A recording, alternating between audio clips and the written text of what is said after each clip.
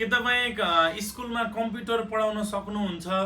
यदि छ भने थोरै पढाउन सक्नेलाई पनि थोरैको जागिर, धेरै पढाउन सक्नेलाई पनि धेरैको जागिर। भनेको 1 देखि 3 सम्म पढाउने एकजना टिचर कम्प्युटर पढाउने र 8 देखि 10 सम्मलाई कम्प्युटर पढाउने एकजना टिचर। स्यालेरी तपाईँको ऊ अनुसारको 1 देखि 3 लाई एउटा स्यालेरी, 8 देखि 10 लाई एउटा स्यालेरी। राम्रो तपाईँले खुसी हुने खालको स्यालेरी छ।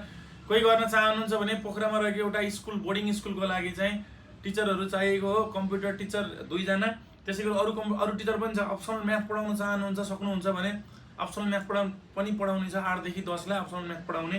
त्यसै गरी चाहिँ जीके पढाउने 1 देखि 3 लाई जनरल नलेजका कुराहरू पढाउने पनि चाहिएको छ। बोर्डिङ स्कुल हो, इङ्ग्लिस राम्रो हुनु पर्यो। अब अरू कुराहरू त तपाईँले अब पढाएको अनुभव भए राम्रै हो। गर्न चाहनुहुन्छ, गर्न सक्नुहुन्छ भने हामीलाई तुरुन्त सम्पर्क गर्नु होला।